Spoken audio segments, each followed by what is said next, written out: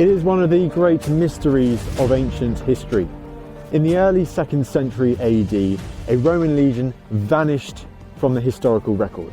They're not there, so at some point in the 2nd century, something happens to them, they disappear, they're disbanded, something. Here you've got 5,500 soldiers of Rome's elite fighting army.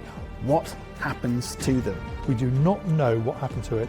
It literally disappears from history. It remains one of the mysteries. We need to find out. Now, with the help of leading experts, I'm going to dive deeper into the story. I'm going to be travelling across Britain, visiting some of the key sites associated with the 9th Legion on this island. From the central role it played in helping extend Rome's control, to a brutal run-in with Britain's most famous warrior queen. The question of what happened to the 9th Legion has fascinated people for centuries. This is the story of the 9th Legion.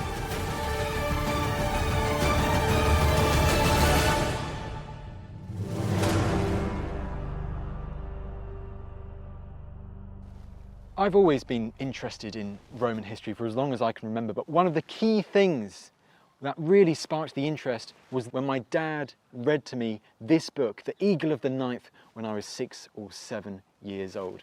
First published in the 1950s, it was written by Rosemary Sutcliffe, and the story centres around a Roman legion. The 9th Legion, sent north from York to crush an uprising beyond Hadrian's Wall. But the legion never returned. It was destroyed, and its precious eagle standard was lost. Rosemary Sutcliffe was a fantastic author. I mean, she's somebody who suffered through illness throughout her entire life and didn't get out much, but her imagination was amazing. And when The Eagle of the Ninth came out, it was such a captivating story. I guess, I mean, archaeologists can look at it today and say there are certain parts which don't quite ring true anymore, but the idea of a legion being lost in northern Britain, about a son trying to find out what happened to his father, about sort of loss of honour, trying to recover this eagle, and pinning it all to an archaeological discovery. This archaeological discovery was the Silchester eagle. Discovered in the late 19th century, this Roman bronze cast eagle is extraordinary. Its talons are clawed over as if gripping onto something. Its head is tilted slightly to the right. Although it is now not believed to be a legionary eagle, it inspired Rosemary Sutcliffe to write her famous novel. Rosemary Sutcliffe makes that brilliant link of saying this is possibly the eagle standard of the 9th Legion, and if it was, why is it in Silchester, in southern Britain, in Berkshire, and not anywhere near York where they may have died? So she's creating this fantastic story about people going north and, so spoiler alert, retrieving the eagle and bringing it south and giving it an honourable burial. So it's a fantastic story, and it's a real sort of boy's own heroic tale. Although a fictional story, The Eagle of the Ninth has its roots in one of the great mysteries of ancient history. In the 2nd century AD, Rome's 9th Legion, Legio IX Hispana, disappears from the historical record, vanishes. Over the decades, over the centuries, there have been many theories put forward as to what happened to this lost legion. But for me, what is just as interesting, what is just as amazing, is what we do know about Rome's 9th Legion, what we do know in particular about this legion during the just under 100 years that we're for certain sure that it spent in Roman Britain. Filled with military successes, but also some disastrous defeats, the story of the 9th Legion that we do know is worthy of an epic in its own right. And its story deserves to be told. By the 1st century AD, the Roman Empire dominated the Mediterranean, possessing one of the most formidable military forces in history. Rome's conquering army was divided into legions, each one a unit containing just over 5,000 soldiers. Every legion had its own extraordinary story, and the 9th Legion was no exception. Now, the interesting thing is that there were at least 2 Ninth Legions. So the first Ninth Legion originates in the 80s BC in the social wars in the later Roman Republic. And this then becomes an elite fighting force. It fights with Caesar throughout all of his campaigns in Gaul. The sanguinous conquest of Gaul, when he himself claims he killed 1 million and enslaved 1 million. Well, part of that story is the Ninth Legion, the original Ninth Legion. This Ninth Legion almost certainly came to Britain in at least one of Caesar's 2 incursions to Britain in 55 and 54 BC. And this same Ninth Legion then participates in his later campaigns, fighting Pompey in the Balkans, Macedonia and in Greece, the Battle of Pharsalus, and then in North Africa and then in Spain. It's an elite legion. But the year before Caesar's assassination in 44 BC, it is disbanded, and we don't know why. But in true Roman fashion, within 2 years, it's reformed. So after Caesar's death, Octavian reforms it, and it again becomes another elite legion. So it fights through all the major campaigns of the later civil wars. It fights at Philippi. Then when he becomes Augustus, after being called emperor for the first time by the Senate in 27 BC, it fights in his Cantabrian Wars in Spain. So it's participating in all the major conflicts of Octavian, later Augustus's reign. So this is an elite legion. But the Ninth's record of service was soon stained by an infamous event. For the first time, we see it in a negative light, because there's an occasion when it rebels. And interestingly, this is a theme which you can see then threaded through the rest of the history of the Ninth Legion. No longer is it this bright shining light, this true heroic Roman legion, but suddenly things start over time, over a long chronology, to go wrong. In this first instance, in the beginning of the 1st century AD, you have this rebellion, this insurrection involving the legion. Ultimately, the legion then comes back into the front line again of the Roman military, and latterly it is chosen as one of the 4 legions to take part in the Claudian invasion of Britain under Aulus Plautius on behalf of the Emperor Claudius, AD 43, and it plays a key role in the invasion. By the end of 43 AD, the Romans had reached Camalodunum, modern-day Colchester, and here the Emperor Claudius received the surrenders of British chiefs.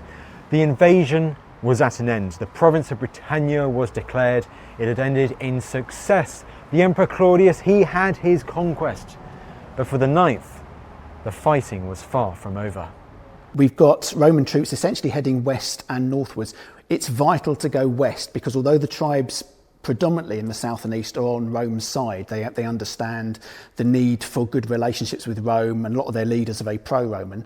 To the west, you've got the good mineral resources, you've got the gold in central Wales, you've got lead and tin in the West Country, you've got a whole range of sort of materials which will make Britain economically viable if you can start mining that. So it's vital that the troops go west and start to incorporate that bit into the Roman Empire. But the trouble is, going west is you've got tribes and people who've had no history of contact with Rome, so they're not necessarily on Rome's side, they haven't traded with Rome. Resistance remained in the west, riled up by a British leader called Caratacus. That's a problem, because the Emperor Claudius has gone back to Rome and said it's all over, the conquest is complete, and yet there's still this character who is loose, who is causing trouble.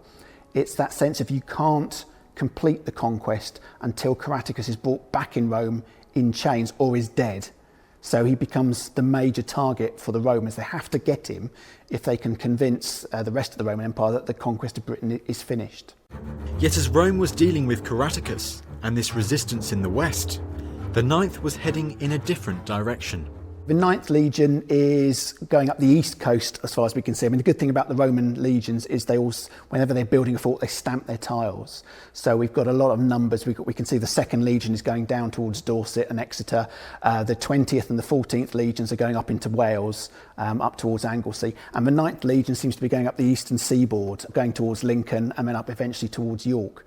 So to begin with, the 9th isn't involved directly in the war against Caratacus, but it is involved in trying to make sure that the eastern side of Britain is kept secure, and more critically the northern frontier is secure, because to the north you've got this the tribe, the Brigantes, which is a massive tribal confederation, really from southern Yorkshire right the way up to Northumberland, covering an immense area. If they're peaceful And if they can be persuaded to be on Rome's side, then the rest of the soldiers can move into Wales. They can start hunting down Caratacus. And also the Ninth can stop Caratacus from going northwards and trying to foment rebellion up there too. So they have a very important role early on, but they're not directly involved with the war against the British leaders.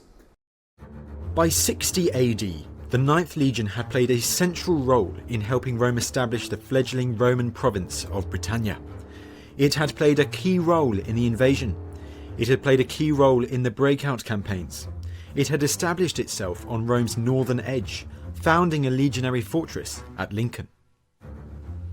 But it would be then that the Ninth faced its greatest challenge to date, a massive British revolt led by one of the most famous warrior women in our island's history.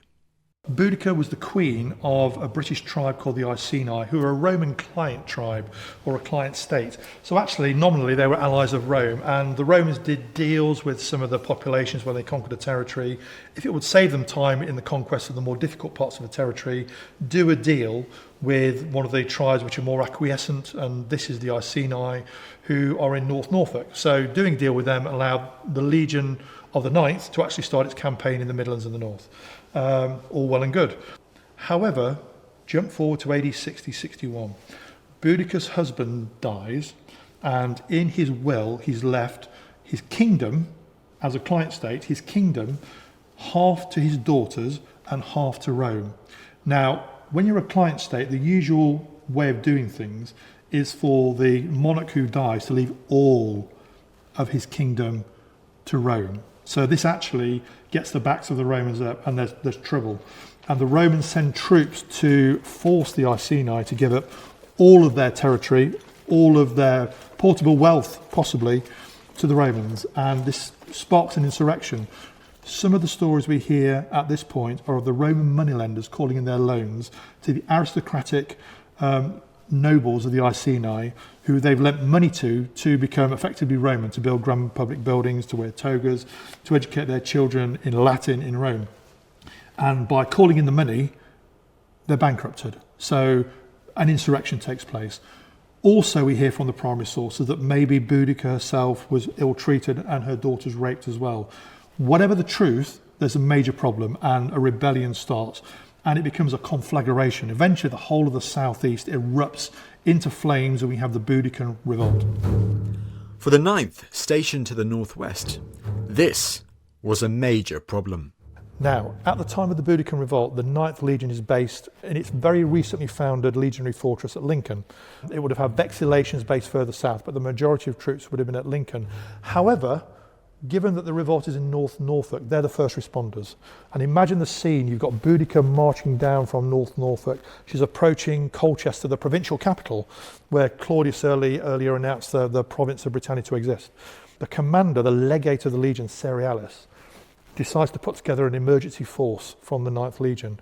Probably no more than 2,000 men, so less than half the Legion. So vexillations of legionaries, and also maybe auxiliaries, especially auxiliary cavalry. And they hot-foot it down to try to intercept Boudica as she marches from North Norfolk down to Colchester. But things didn't go as planned. First, they get there too late, so when they get to Colchester, it's been torched, and all the Roman colonial settlers there have been killed. Secondly, when they eventually do engage Boudica and her force, which by this time may have amounted to maybe 100,000, we're only talking about 2,000 Romans here. So even though of those 100,000 native Britons in revolt, only a small percentage may have been actual warriors, still the odds against the Romans here are huge. Nevertheless, Cerealis with his 2,000 men tries to intercept Boudica, and he's defeated to the extent where he runs away. So the legionary legate, the general in charge of the legion, legs it, and he goes with his guard cavalry, and they go and hide in a fort nearby until the Boudican revolt's put down. So the first story we have of the 9th Legion fighting a battle in terms of the Boudican revolt is very negative indeed. The battle was a catastrophic defeat for Cerealis and his portion of the 9th Legion. It was the first major military disaster that we know of that the Romans had suffered on this island. By the end of the day, perhaps as many as 2,000 legionaries had perished.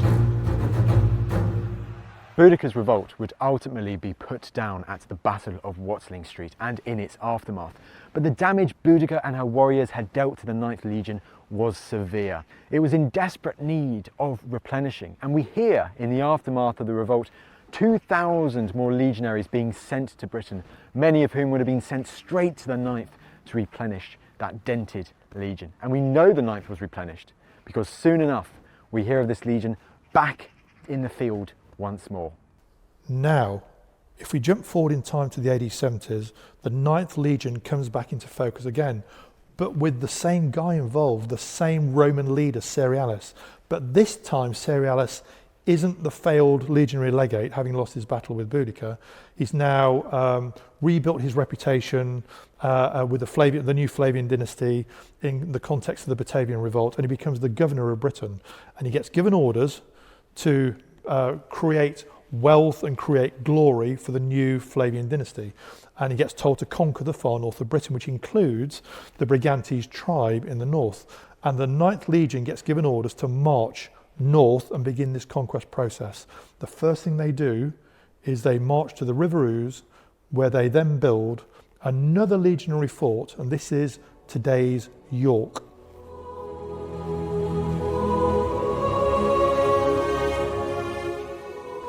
York has its fair share of extraordinary Roman history. In 306 AD, Constantine I, better known as Constantine the Great, was proclaimed emperor here by his soldiers, probably very near to where I'm standing now, at the Principia, the heart of Roman York, which is today underneath York Minster. Almost 100 years earlier, another Roman emperor, Septimius Severus, he came to York too. He established it as his capital for 3 years when he went campaigning further north in the heartlands of what is today Scotland. He ultimately died here in 211. And more than 100 years before that, that was when York was first established as a legionary fortress with the 9th Legion. It's quite surreal to think that all this incredible Roman history, well, it began with Legio 9 Hispana. The 9th Legion were the builders of Roman York. They established here in the year 71 AD the first Roman structures in this part of the country, the first fortress of Eboracum, which was initially built out of earth and timber and then was later rebuilt in stone. And you can still see remnants of it here in York today. York, as we understand it today, is essentially a Roman creation. It's a legionary fortress for the 9th. Now, legions are usually they're not on the front line, they're often away back, and it's the auxiliaries, the less well-paid troops that do the policing duties. But York is established as a major centre point, a major node in Rome's conquest of Britain, and that's the 9th. So the 9th is the most northerly of all the legions. So we've got the 20th Legion at Chester, we've got the 2nd at Caerleon in South Wales, but the 9th is primarily that unit on the northern frontier. So its role has always been heading northwards. It probably of all the legions, it better understands the Brigantes, the tribes to the north. Those soldiers of the 9th Legion stationed at York were helping keep an eye over large swathes of territory owned by peoples such as the Brigantes. And archaeology survives that tells us more about one particular figure. We're very lucky in the Yorkshire Museum to have some wonderful tombstones that provide really personal insights into individuals. This is one of them. This is the wonderful tombstone or tomb marker of an individual called Lucius Ducius Rufinus. This individual, Lucius, was a soldier in the 9th Legion, and by looking closely at his tomb marker, we can tell a lot about him. If we look at how Rufinus is depicted in the tombstone, we can learn a lot about his role within the 9th Legion. You can see that he's holding a decorated pole in his left hand. Now that's a standard, and this tells us that he had a specific role in the legion as a standard bearer. There would be one of these per century, that's around 80 soldiers, and they would support the centurion who was the head of that group. They had a very specific role in battle. They needed to make sure that all the fighting soldiers knew where their centurion was to keep morale up, and it was by holding this decorated pole high within the melee that they were able to do this. It's a very important and also a very dangerous role. Because they were holding this standard, they weren't able to protect themselves with a shield. What's so fantastic about this object is that it puts a name, a face and a personality to a member of the 9th Legion.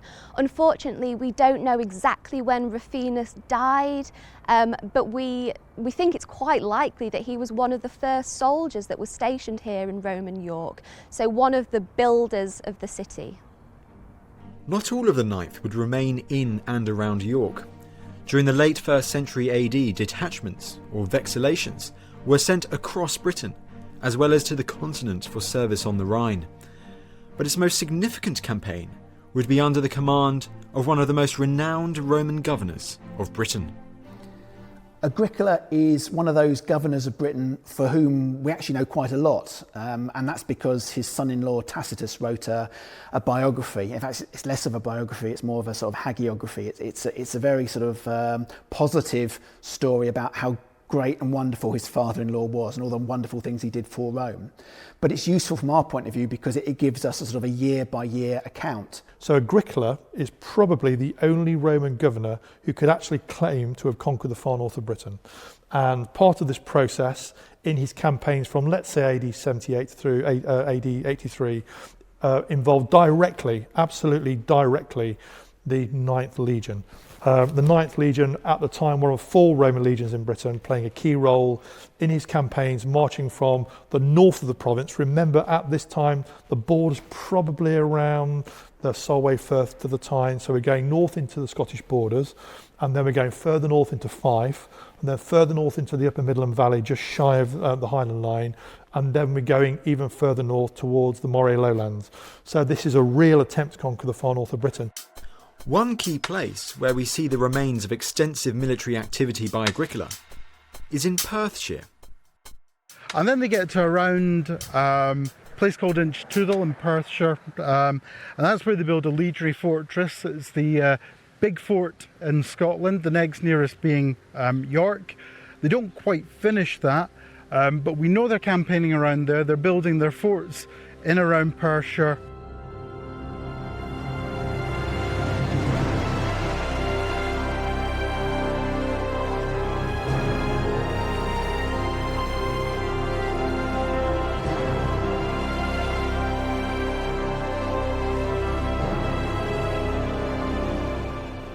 I've come to the remains of Ardogh Roman fort in Scotland. Now, the fort here was first constructed by the Romans in the 1st century AD during the Flavian period. And the remains of the Flavian fort here can be seen. It's very extensive, the far reaches of the ditches visible to this day here. Ardogh is a Roman fort in central Scotland in Perthshire, and it's one of the best surviving examples of its type anywhere in the Roman Empire. As you can see from the massive ramparts and ditches around its perimeter, it survives in really good quality condition. The fort itself is an incredibly well-preserved fort. A number of rampart and ditches still survive. It's on the route into the Highlands. Just slightly north of that, we seem to get a fortified signalling chain. Ardogh has a key role in that. It is pivotal. It is controlling activity in this area. Obviously, when you visit Ardogh today, it seems quite quiet and peaceful, the wind blowing across a relatively empty field. You get to the ramparts and then you get an idea of the majesty. But what that does is hide the hive of activity that you'd have had going on there. You would have had these wooden barrack blocks, you would have had the headquarters building. You've got to imagine the noise of hundreds of men. You'd have had soldiers on guard at night time, and you've really got to imagine something that's quite busy. And often it's good to actually have a think about when you've watched some film or a television programme that's actually shown the Roman army, the battle scene at the beginning of Gladiator when they all come back and they're in the camp afterwards. And it shows you an image of something that's really quite dirty and smelly. And I think you've got to conjure up, this isn't this lovely windswept moor. This was a busy, active place full of soldiers. So our dock, it's beautifully preserved with all of these deep ditches, these fortifications. You can just imagine what it would have originally looked like with a wooden wall surrounding it. It's an absolutely astonishing sight. And it may also, very tentatively, have a link to the 9th Legion. Now, when I say tentative link to the 9th, I mean very, very tentative. We have no evidence that the 9th was ever here. But the key for me was that we believe that this fort was first constructed, as I mentioned, in the Flavian period, so probably during the campaign of Agricola in the north, of which we know the 9th served. Some forts, you're lucky enough to find something that actually gives you a date, like a coin hoard or something that actually has the latest date, which at least helps you to do that. We don't have that evidence for our dock, but we do have plenty of evidence shown that it was occupied in the 80s AD, so very much contemporary with Agricola's campaigns, and would have been occupied when he was operating in Scotland. Could the 9th Legion have been here at some point during that campaign? It's possible, but we don't know for sure. By AD 82, Agricola's campaign in the north had met with some astonishing success. He had constructed forts as far north as Perth, including perhaps this one, beautifully preserved at our dock. He had secured the land south of the Firth and the Clyde. He had campaigned on the islands to the west, and he had even, according to his son-in-law Tacitus, contemplated a future invasion of Ireland. But Agricola's campaign was far from finished. Agricola returned his attention to the north, using the fleet and army in tandem to pressure his foe, the Caledonians, who put up a fierce resistance. The Caledonians went on the offensive, attacking forts and damaging Roman morale. The Caledonian assaults were terrifying and seemingly relentless, as the 9th Legion was about to find out. To combat this Caledonian aggression, Agricola decided to divide his army into 3 separate sections, the weakest of which, according to Tacitus, was the 9th Legion. Now, why was the 9th the weakest? Well, perhaps some of the unit was elsewhere at the time, but now the 9th was exposed and the Caledonians pounced. The 9th Legion, somewhere probably in the Upper Midland Valley, so just shy of the Highlands, is in a marching camp.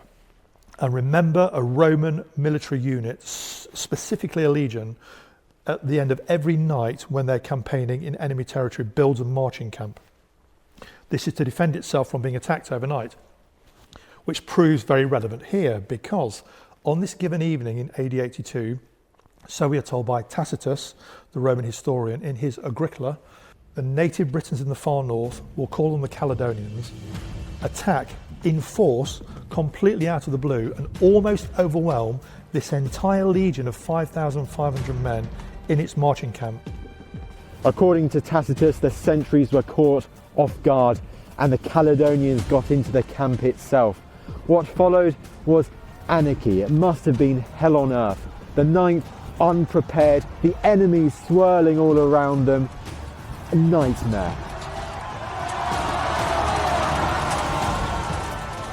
Most Roman forts are designed so that troops can get out. They don't want to sit behind their walls, penned in. They've got multiple gateways, they can get out as quickly as they can, they can form up in the field, and then they can fight an enemy as they're trained to do so. But the 9th are caught in their fort. So the 9th Legion is in danger of being overwhelmed by the Caledonians who are attacking in force. Tacitus says that Agricola arrives in the nick of time to save the legion from being annihilated. He sent reinforcements, he sent his cavalry, and just in the nick of time, whilst the 9th were holding out, they managed to get some sort of order. Agricola's reinforcements came and routed the attacking Caledonians. The 9th was saved from total destruction, but the damage it had suffered was severe. We don't know how many losses they suffered, but they go from being a premier fighting unit to one that has suffered significant losses. And later on, at the major battle of Mons Graupius, the legions, and specifically the 9th, does not take part. Agricola sends all his less well-paid auxiliary soldiers into the front line. They get mown. They're like cannon fodder. You know, it doesn't matter how many of them die because they're not ultimately Roman, but the legions are kept in reserve, and it might be that groups like the 9th have been so badly mauled by that stage that they're not fighting fit, and therefore they're not actually able to do the job. This deadly night attack on the 9th Legion is an extraordinary story. But did it really happen? The archaeological record and what is happening to the 9th are two very different things. We don't have any information that the enemy was burning down the fortification. We've got no archaeological evidence of that. The text itself says they just killed a few people. It doesn't say they were burning it down. So we don't really know what was happening. We've not found any evidence of dead Roman soldiers that have obvious marks of being slaughtered. We don't have the same about indigenous population. We don't have any sort of battle site. So the archaeology is not clear. In terms of the 9th Legion, we don't know where it happened, when it happened, and we have no archaeological evidence for that. Doesn't mean to say it didn't happen, it just means that we haven't discovered that, or perhaps Tacitus was just spinning a bit of a tall tale there. What's so interesting about this infamous night attack, this mauling that the 9th suffers in Scotland, is that this is the last literary reference we ever hear of the 9th Legion. It's the last time the 9th Legion is ever mentioned in history. Ever. That's it. It's never again mentioned in history. So what happened to it? In the next episode, we look at what the archaeology can tell us. You know, that's the point where they disappear. So it did not take part in building the wall. For whatever reason, it wasn't around by then in Britain. The possibility of them being lost somewhere on the Rhine, or just a disbandment. As we dive into the mystery of the Lost Legion.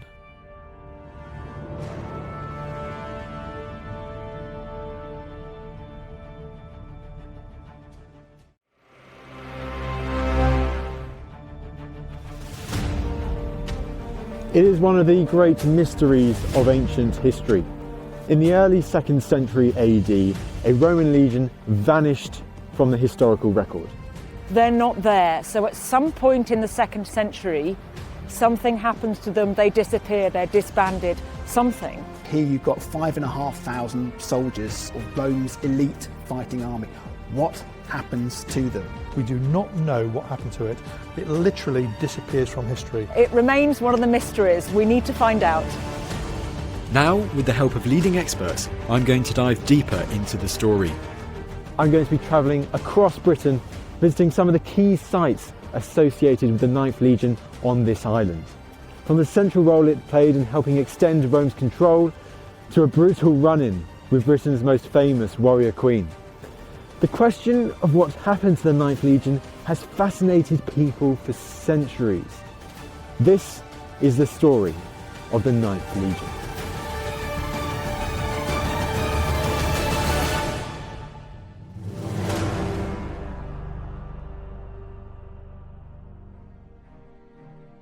In the last episode, we tracked the 9th's history right up to its last mention in the literature. A deadly night attack suffered somewhere in central Scotland in 82 AD, at the height of Agricola's campaigns in the north. It's the last time the 9th Legion is ever mentioned in history. Ever. That's it. It's never again mentioned in history. So what happened next? Well, to continue the story, we must now turn our attention to the archaeology. Following the end of Agricola's campaign in Scotland, the 9th ultimately returned to its legionary fortress at York. And it's here that we have the next key in the story, the next key archaeological find, an inscription dating to the early 2nd century AD, which is located here at the Yorkshire Museum.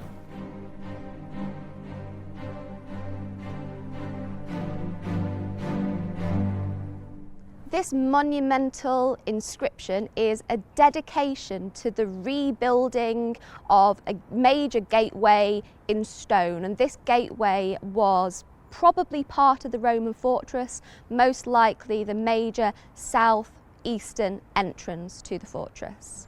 The inscription is written in contracted Latin, and it's actually only the last line that tells us that this has anything to do with the 9th Legion at all. The first few lines of the inscription are actually dedicated to the Roman Emperor at the time, Trajan, and it's essentially a list of his honours, titles and roles, which form a fairly extensive CV. We can see that we have Imp for Imperator or Emperor, and he's also listed as Pontifex Maximus or Chief Priest of the Empire. The great thing about those sort of inscriptions is, I mean, they're not great literary texts, they just say who built this and the name of the emperor, and usually when you're citing an emperor you get a whole list of his titles, and because the titles change every year you can pinpoint the exact time that inscription dates to. So it's set up by the 9th Legion and it's dedicated to the Emperor Trajan, and the list of titles that he is given dates from December 107 AD to December 108. So we've got that 12-month period where that inscription is put in. But that's the last definitive physical evidence that we've got for the 9th Legion. After 108, that's the point where they disappear. So we know that in 108 they're in York, they're repairing the gateway. We know very little about what happens to them afterwards. It's astonishing to think that that inscription is the last reference we have to the 9th Legion in Britain. After that, it's gone. Within 15 years of this inscription, we find a new legion based at York, the 6th Victrix. They were instrumental in rebuilding the Roman fortress here.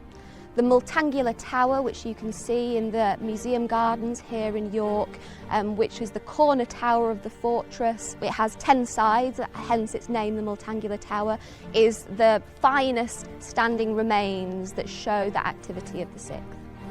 Now, at the start of the 2nd century AD, the 6th Victrix had been stationed on the Rhine, but in around AD 120, latest AD 122, the 6th was transferred to northern Britain, to the legionary fortress at York, Roman Eboracum. Now, why is this so significant in the story of the 9th? Well, the 9th had been stationed at York, but it seems now almost certain that by the time the 6th arrives at York, the 9th has gone. The York legionary fortress, it wasn't large enough to fit 2 full legions. So it suggests that by that time, the 9th had gone.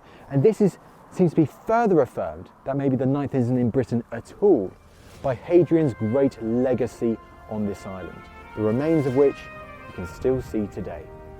Hadrian's Wall.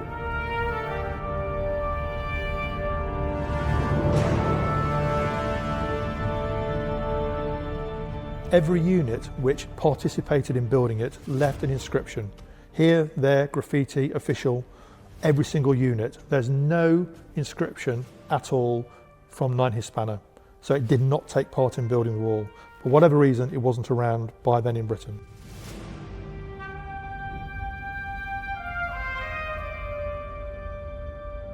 It is argued that the 9th was building part of the wall and hasn't left any inscriptions. The western sector of Hadrian's Wall was actually built in turf, so they could have created inscriptions in wood, and we have one from a different legion, which have completely disappeared. I don't like that theory. It doesn't fit with how I understand the building of Hadrian's Wall took place, which was in sectors of 5 miles apiece, and these sectors divide into 3 blocks of 5 miles, which suggests there's only 3 legions building in Britain, the 2nd, the 6th and the 20th, not the 9th. So it appears that the legion was no longer in Britain by 122 AD, and we know that less than 50 years later, the 9th legion is no longer in existence anywhere. In AD 168, we have a column being built in Rome, which is called the Colonnella Maffei. And this lists all the legions which are extant in the Roman Empire at the time.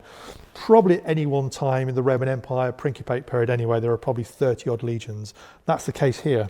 And we can date it because it's got the Italica legions listed, which are created around the time of the Marcomannic Wars. So we can date it fairly accurately. And on that column, which lists all the legions in existence in the Roman Empire at the time, in AD 168, the 9th Legion isn't there. It's gone. So what happened to the Ninth Legion? Well, there have been a number of theories put forwards over the decades, indeed over the centuries, and to this day it remains the subject of heated scholarly debate.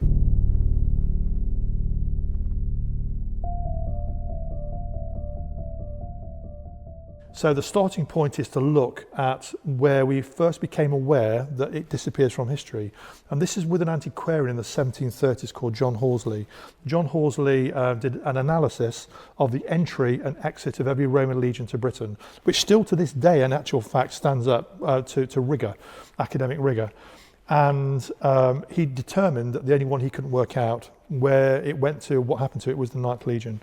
And since that time, people looking elsewhere in the empire have drawn the same conclusion. Jump forward to the 1850s and you have a German academic, one of the leading Roman historians of his day, a leading antiquarian called Theodor Mommsen. And Theodor Mommsen wrote a multi-volume history of the Roman Empire. And in it, he took Horsley's observation about the disappearance of the Ninth Legion and he started investigating it, and he came up with a hypothesis of himself, which he published in the later 1850s. And his hypothesis was that this legion had arrived, as we know, with the Roman invasion of Britain by Aulus Plautius on behalf of Claudius in AD 43, and it participated in all manifestations of the conquest campaigns. But later, something happens in the north, and it gets wiped out. And his theory was it was in York, and there was an insurrection of the local Brigantes in the far north of Britain, and they attacked York, which was the legionary base for the Ninth Legion, and wiped it out. And this was the starting point of all the analysis about what really happened to the Ninth Legion. Mommsen centred his theory around the belief that northern Roman Britain was in a state of unrest in the early 2nd century, caused by imperial neglect. Now, the interesting thing about the province of Britain at the beginning of the 2nd century AD is it's fairly quiet, because most of the military action is taking place well away from this northwestern corner of the Roman Empire. So, for example, the AD 108 reference to Trajan in the legionary fortress in York, while Trajan's spending most of his time fighting in Dacia, and then later fighting the Parthians in the Middle East. So there's very little action in his reign taking place compared to that in Britain. I think, if anything, Britain has been progressively ignored. You know, it's an island away from the major centre of things. It's in barbarian territory. It's not top of the list of Rome's sort of concerns. And Trajan, emperor just before Hadrian, his concerns is winning military victory, military glory in the east, and also by having great big conquests. He doesn't think about Britain. Britain's done as far as the Romans are considered. It's been conquered. So his role is really taking soldiers out of Britain and putting them somewhere else. And you get the feeling that, I guess, those governors sent to the province, those soldiers serving there, feel increasingly abandoned, and they're not getting the attention that they deserve. When Trajan died in August 117, his successor, Hadrian, inherited a Britannia rife with instability. Now this is my old second-hand copy of the text, the ancient text, that is the Historia Augusta. And in it has a biography of the Emperor Hadrian. And interestingly, in this copy, in this text, it records how when Hadrian came to the throne, the Britons could not be kept under Roman control. That's a nice, vague statement. We don't know whether that means that Britons in the province are rebelling or there's an invasion from outside Roman territory. But the suggestion is, for the fact that it's noticed by a sort of a court biographer, a biographer of Hadrian, suggests that it's a major incident. And later on, we're told that when Hadrian comes to power, there are two significant disasters, militarily speaking. We're told great numbers of soldiers killed by the Jews, great numbers by the Britons. The Jewish wars we know a lot about. We've got lots of literary texts for that. We've got to know nothing about what's going on in Britain. But it does suggest, if the situation is in Britain as bad as it is in Judea in the east, then we are talking about hundreds, if not thousands, of people being killed, troops being in disarray. Our source for this unrest is Cornelius Fronto, a senator writing some 2 generations after the events. Fronto was a well-placed figure within the imperial regime, but he doesn't tell us the cause of this trouble. One possibility could lie in the political makeup of Roman Britain at that time. So in the north and the west, the whole local economy is bent towards maintaining the Roman military presence there, needed to maintain this border, which by that time dropped back down to the line of, say, the Solway Firth to the Tyne. And therefore your experience of living in Roman Britain, if you're in the south and the east, is very different to the north and the west. But that means also that if you're one of the natives in the north and the west, you're not going to be as enamoured with the experience of being part of Roman Britain as if you were in the south and the east. And to that end, many people believe that the native tribes in the north, and particularly the huge confederation called the Brigantes, who effectively run from Chester all the way through to the Scottish borders, that whole area of northern England today and the Scottish borders, they were very, very recalcitrant members, as it were, of the Roman Empire. I think the Brigantes, they never become wholly Roman. There are pockets of Romanness. When you look at Alba, you've got mosaics and you've got some degree of prosperity.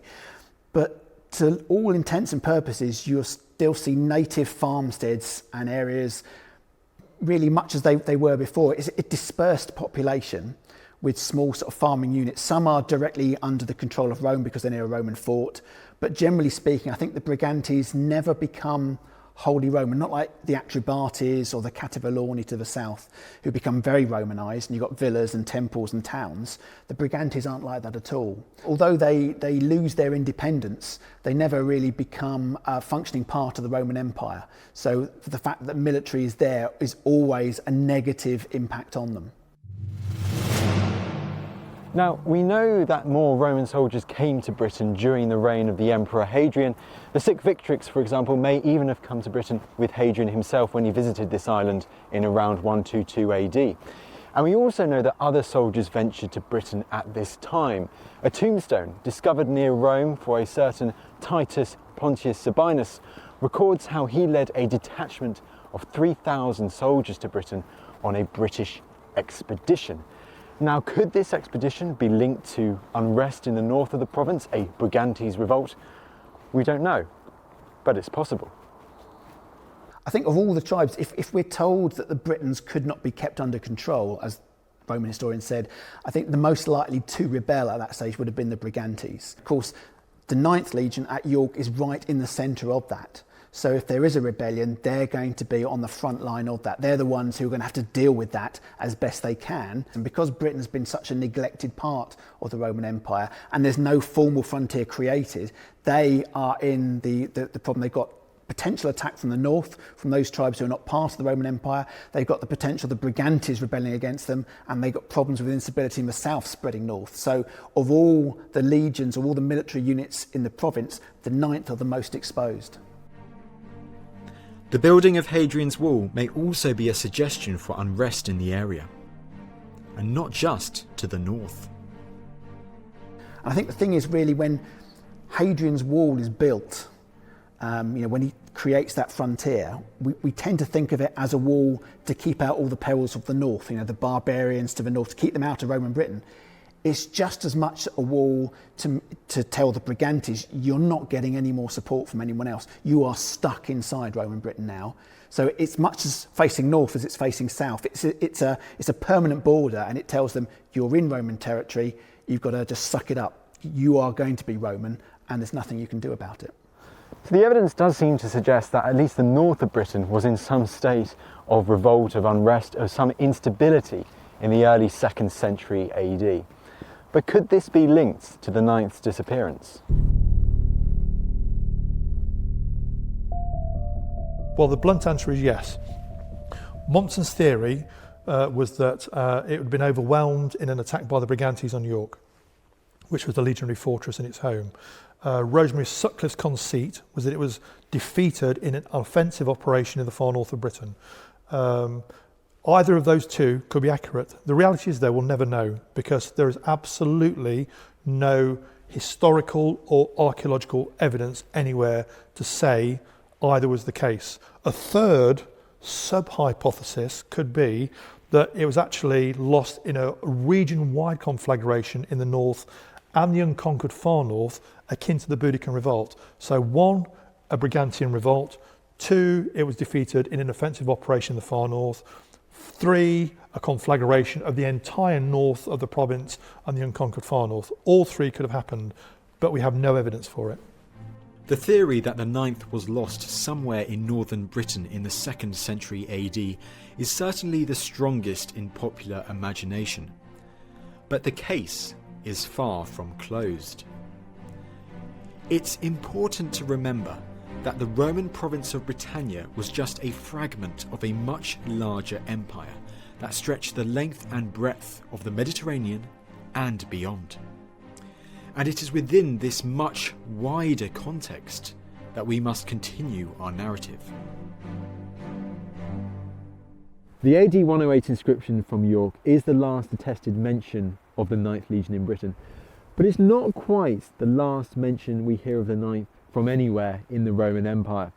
Tombstones dating to the mid-2nd century AD survive on various frontiers of the Roman Empire which mention the deceased serving in the 9th Legion, or at least being related to the 9th Legion in some way or form. And one of the most interesting of these tombstones comes from a far-flung frontier, not in Britain, but on an eastern edge of the Roman Empire.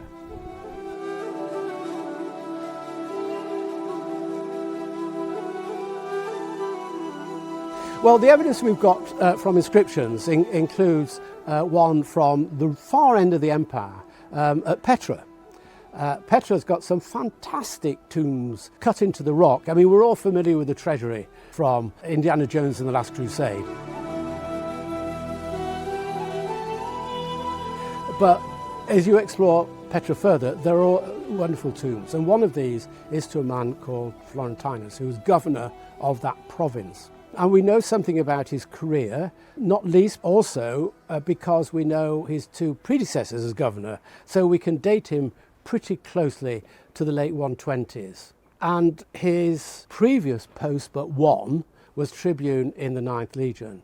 And these posts usually last for 3 years. So if we take the career as being normal, that is changing posts every 3 years, would bring him into the early 120s. For service in the 9th Legion. Further inscriptions have been discovered elsewhere.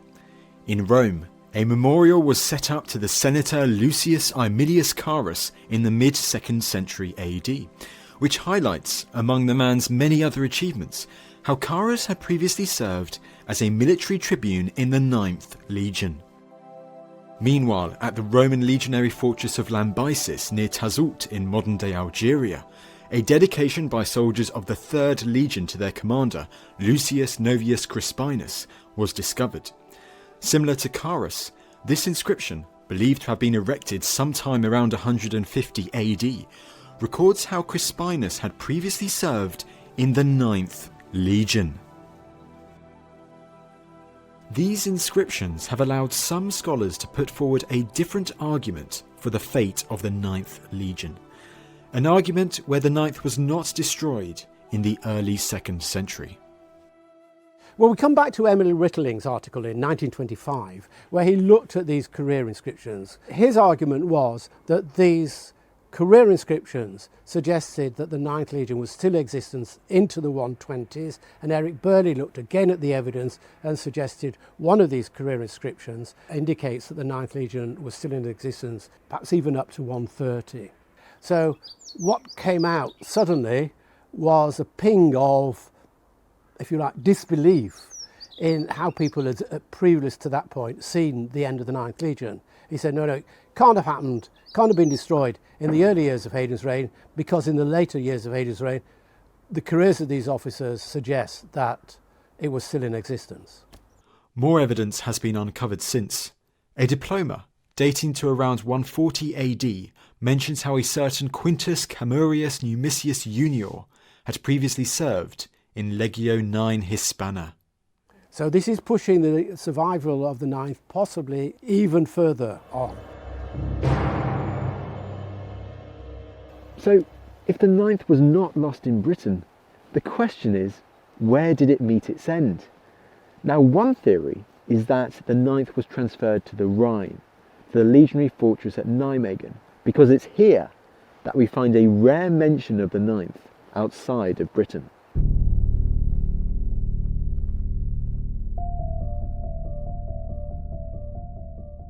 Now we do know that certainly a vexillation, so a unit from the 9th Legion, was deployed to the legionary fortress at Nijmegen sometime before AD 108 and AD 120. Not the whole legion, just a vexillation. And we know this because we have the stamps on the tiles they manufactured as part of the rebuilding process of the legionary fortress. The really interesting thing there is that it's not the usual 9th Legion stamp, because usually that's a 1 and an X. This actually is a V1111. And the only vexillation we know of anywhere in Roman Britain from the 9th Legion which stamped its tiles like that was based near Carlisle. So you probably have a vexillation based in the northwest of Roman Britain being redeployed for some reason to Nijmegen, probably for a short period of time. But there's no evidence at all that it carried out any fighting. And if you look at the major conflagration on the Danube in particular in the later 2nd century AD, the Marcomannic Wars with Marcus Aurelius and Lucius Verus and later Commodus, there's no evidence at all it took place or it even existed. Now, given the lack of evidence for fighting along the Rhine at this period, it's unlikely that this was where the 9th disappeared. And it's a similar case for the River Danube.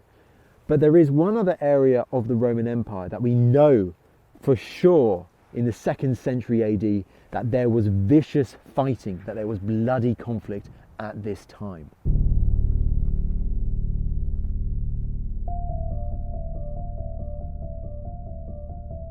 To the east, Rome was involved in a series of bloody conflicts, particularly in Judea. Now, it's not unusual when you have major incidents, either offensive or defensive in the Roman Empire, to have military units transferred all over the empire. It's probably more unusual than not to have a legion transferred from Britain in the extreme northwest of empire to the extreme eastern frontier in Syria. But it could have happened. Generally speaking, only detachments of legions were moved, which is what we come down to with Nijmegen with just a detachment there. But there's still, for some years after this, another 30 or 40 years after 108 and the legion last recorded in Britain, whole legions were still being moved around the empire. So it's not impossible that the 9th was simply uprooted and transferred eastwards. There is a series of events which could have been the context for the transference. You have the 3 exceptionally sanguinous Jewish revolts. The Great Revolt in the AD 60s and 70s. You have the Kitos War around the time of Trajan's conquests in the east in the AD 110s. And then you have the by far the most challenging Jewish revolt the Romans faced, which was the Bar Kokhba revolt in the AD 130s. And certainly in the latter, it seems as though at least one legion was lost. So the Romans lost a lot of troops, including a legion, in the Jewish revolts. And finally, you have the Roman-Parthian War from AD 161 to 165, when, at the very beginning in AD 161, when the Parthian king Volgases IV invades from Armenia towards the Roman province of Cappadocia, the Roman governor in Cappadocia, so this is the northern part of the eastern border, Severianus, decides he's going to take matters into his own hand, decides he's going to be very brave, takes a legion with him that's unnamed. Remember that. The legion's unnamed, then and now. And he marches the legion into Armenia to try and stop Volgases, and it's wiped out to a man, and he commits suicide. So we know there a legion's been lost in the Bar Kokhba revolt, and a legion's been lost in the Roman-Parthian War. Both unnamed. So whether that's the 9th Legion or not, we don't know, but certainly the Romans lost a legion there.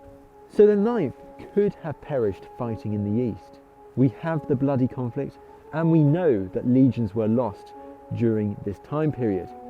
But unfortunately, we still lack clear-cut evidence to support this.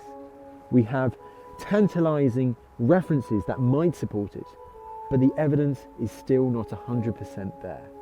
Well, one might say, well, where's the evidence for it being at all in the East? And I can't produce any. All I can say is what one of my university professors remarked, John Mann, was that the evidence for the existence and positioning of legions in the East is not good. I've been to see 4 of the legionary fortresses on the eastern frontier, and 2 are now underneath the Ataturk dams. 1 is underneath the town of Melatini, Melatia, and only 1 survives and has hardly been touched by excavations. So all these 4 sites have hardly been examined by archaeology, so we don't know what the evidence for their history is. It could be that there is evidence lurking there for the 9th Legion, and that, I think, is an exciting possibility that new evidence will be discovered somewhere along the eastern frontier for the 9th Legion. But others remain unconvinced. There is a sort of counter there. I think because Rosemary Sutcliffe's book, The Eagle of the Ninth, and the recent films and so on, has promoted in popular fiction the idea that the 9th was destroyed in Britain, has led historians and archaeologists to go against that and say that no, ridiculous. There's no evidence of a major, perhaps, uprising. We think the 9th was taken out of Britain and died somewhere else. We know that there are tile stamps in Nijmegen on the Rhine frontier, which probably dates to the mid-80s. We know that parts of the 9th were there, propping up the frontier before they were sent back to Britain again. There's no other fort in the whole of the Roman Empire that has evidence of the 9th. If they're in forts and building stuff, they will be stamping tiles. We've got none of that evidence whatsoever. It's possible they died on another frontier. We hear of significant losses in the east, but the fact that they're not actually mentioned, I mean, documentary sources for the time aren't great, but for me, I would say I would be 99.9% sure that they died fighting in Britain, because that's where they're based. It makes no sense to take them out before then and for them to die somewhere else. The probability is they're fighting and dying, trying to hold Britain together rather than going anywhere else. I mean, the fact that they are replaced by the 6th Legion, to me, suggests that they've borne the brunt of the fighting. They haven't disgraced themselves, because we still hear of ex-soldiers from the 9th who've retired and go on to live, as far as we can tell, a happy life 20, 30 years later. But I think they were very severely mauled to the point where they had so many losses they just can't be replaced. You can't just recruit more people to fill the gaps in there. It's easier to bring another legion over and to replace them and to absorb whoever survived into different legions and different units. So I think the evidence, as far as we can see, is more suggestive that the 9th died fighting, and they probably died somewhere in that area of York.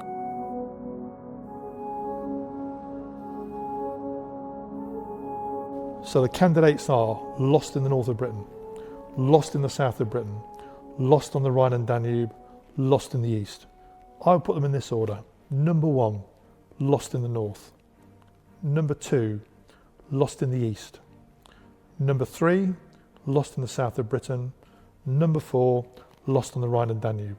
I believe it's most likely that the 9th Legion was lost in the north of Britain because there's no evidence it ever left the province, apart from that one single vexillation going to Nijmegen, nothing else. I mean, the good thing about archaeology is that every new find changes the theory. If we find tiles with IX HISP in Judea or along the Danube frontier, brilliant. We can say we know that the 9th was moved out and they did die somewhere else. At the moment we haven't got that, so our best guess is that they died in Britain.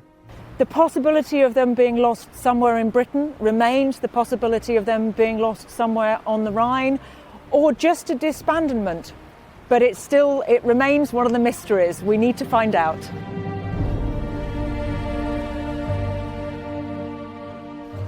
What happened to the 9th Legion is a question that will continue to captivate imaginations and divide opinion. Was it lost in Britain, or did it get transferred and did it perish on another frontier of the Roman Empire? The debate continues.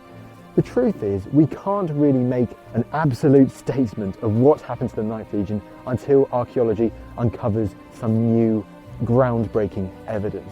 But that makes me very excited for the future. We only need this new archaeological discovery, and it could solve the mystery once and for all. The fate of the 9th Legion may be a mystery for now, but hopefully not forever.